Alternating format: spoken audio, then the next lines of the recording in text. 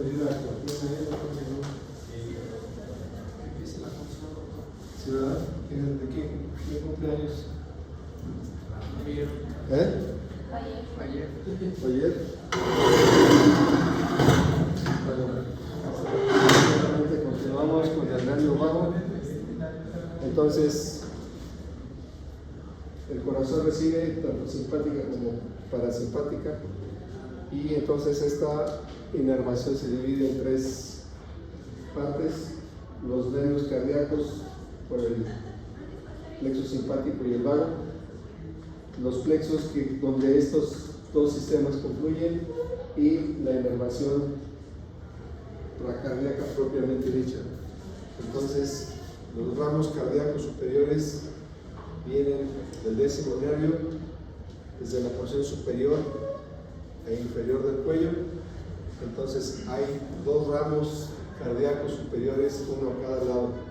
El izquierdo desciende lateral a la tráquea, por delante del esófago y profundo el arco aórtico, y se fusiona con la parte profunda del plexo cardíaco. Entonces, si yo en las cirugías cervicales estoy desplazando tráquea y esófago, puedo incluso ocasionar, mientras estoy manipulando, ¿qué tipo de respuesta?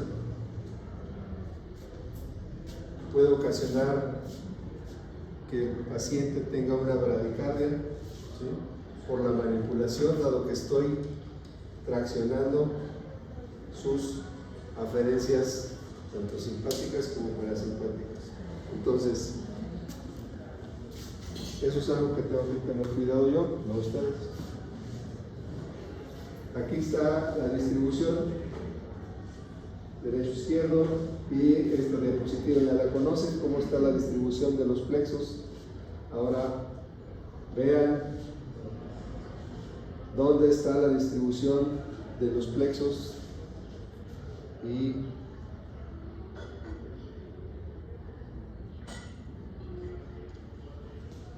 ¿saben qué son los chakras? De acuerdo a la filosofía hindú, centros de energía, ¿sí? Entonces, aquí está la distribución de los chakras, y ahora compárenla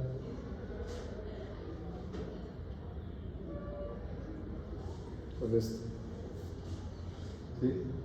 Entonces, de acuerdo a la medicina tradicional asiática, los plexos corresponden a los puntos de los llamados chakras o puntos de energía.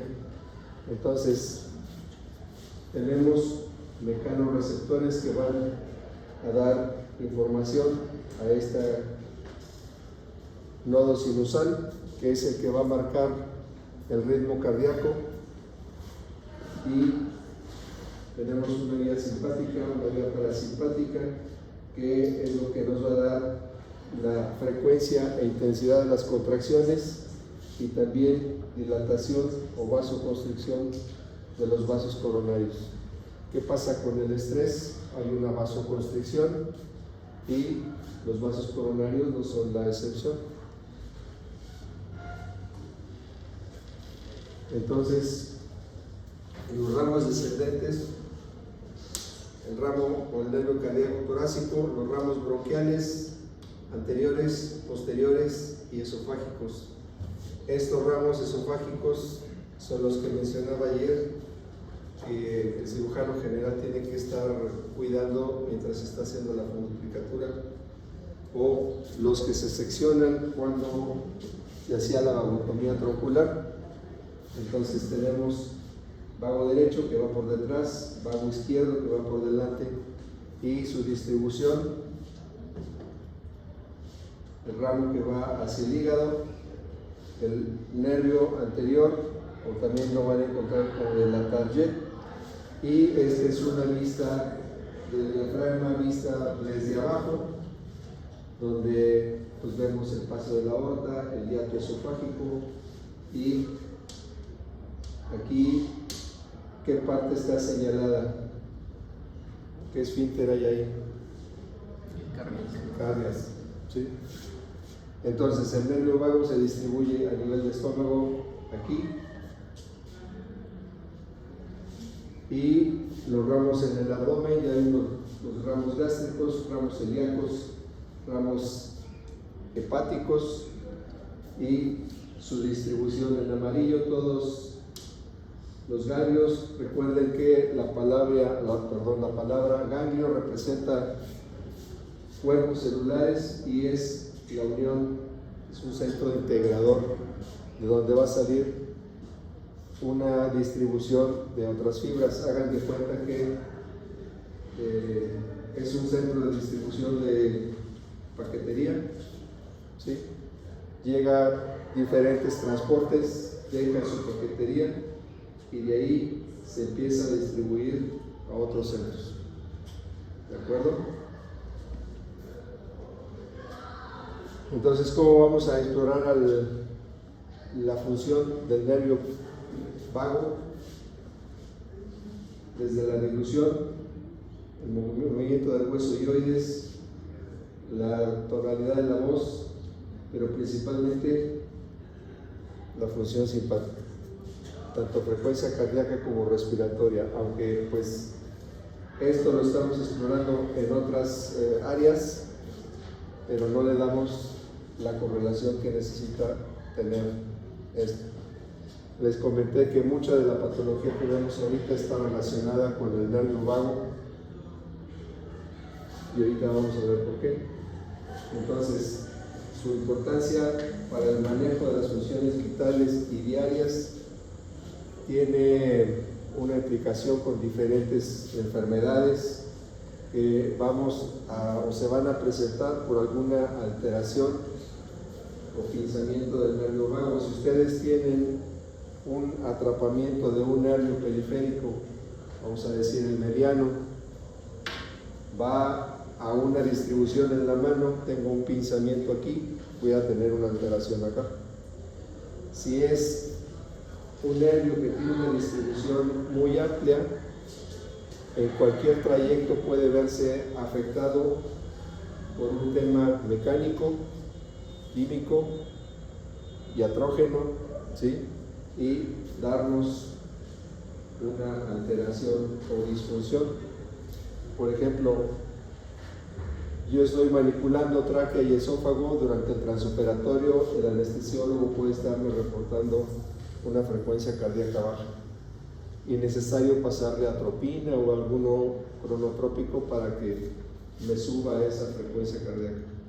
Si yo estoy manipulando la arteria carótida en el cuello también durante una cirugía, puedo tener una respuesta vagal, ¿sí?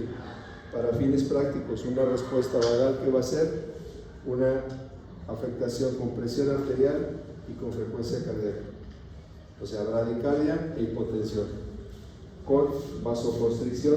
¿Eso qué va a significar? El paciente se va a poner pálido, va a tener una sudoración que la va a referir como fría, va a tener frecuencia cardíaca baja y presión baja. Es parecido a cuando hay un reflejo vagal. Ese es un reflejo vagal. Por ejemplo, para muchos el ver la sangre tiene un reflejo vagal, ¿no? Llega a ser tan importante la hipotensión que tienen un síncope. Entonces, cuando tengan un paciente que les está haciendo la historia clínica por situaciones de desmayos, pues una de las causas que tenemos que descartar es una respuesta vagal, ¿sí? Entonces, la falta de movimiento o disminución en el movimiento en el tracto digestivo, desde el estómago hasta el intestino, puede afectar pues el proceso digestivo, generar distensión que me va a redundar en dolor abdominal. ¿Por qué? Porque el intestino no se mueve, dentro hay bacterias, hay putrefacción, va a haber producción de gas, distensión y esto dolor, solo porque el intestino no se está moviendo de forma adecuada. Aquí, porque dicen casos más severos, pues es una respuesta vagal o un reflejo vagal, ¿sí? Conocido como síndrome vasovagal, y en algunos casos la lesión en alguna parte del nervio El diagnóstico para nada va a ser sencillo, ¿sí?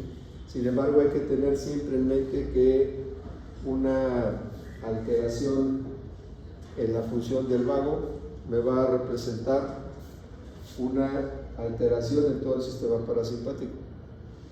¿Qué es lo que hace el sistema parasimpático? Es contrario a lo que hace el simpático. Entonces, si no está, volvemos al sistema de riendas, si no está funcionando bien el freno, el sistema simpático está atacando más. ¿Y eso qué puede redundar? En una hipertensión, en una hipercloremia, ¿sí? En una alteración bronco-pulmonar, en fin. Por una alteración del décimo nervio es normal que se encuentren irregularidades en el ritmo cardíaco. ¿Y por qué? Pues este nervio es responsable de la frecuencia cardíaca del corazón. Entonces, datos de disfunción del nervio vago, desde situaciones emocionales como ansiedad, mareo ligero, trastornos de sueño, alteraciones en la frecuencia cardíaca, dificultad para deglutir, dolor abdominal, reflejo gaseoso disminuido, frecuencia cardíaca baja, episodios de náusea, constipación, pobre apetito. ¿Por qué el pobre apetito? Si el intestino no está funcionando, su organismo no va a aceptar más alimento. Alguna alteración en la voz, entonces si se fijan, no son datos tan específicos como podría ser en un oculomotor o en el trigémino o en el facial, ¿no? Son datos relativamente vagos que podrían estar relacionados o uno los podría asociar a otro tipo de trastornos. Por ejemplo, la constipación, pues uno se pensaría enfocar primero en un trastorno digestivo, sin pensar que el trastorno digestivo está generado porque no está teniendo la suficiente aferencia por parte del nervio simpático. Entonces, lo que ya les mencioné, de acuerdo a la filosofía hindú, los chakras pues se transforman en los plexos del nervio simpático y actualmente existe una corriente de tratamiento sobre estimulación eléctrica del nervio vago que se hace con un transductor, se ponen los electrodos directos sobre una de las fibras, principalmente cervical, que es las más accesibles, empiezan a dar descargas y ha sido útil para manejo de epilepsia, manejo de ansiedad, manejo de trastornos digestivos. Existe mucha literatura asociada no solo a parte médica, sino parte filosófica, parte psicológica en cuanto al nervio vago en diferentes idiomas y cómo trabaja el yoga.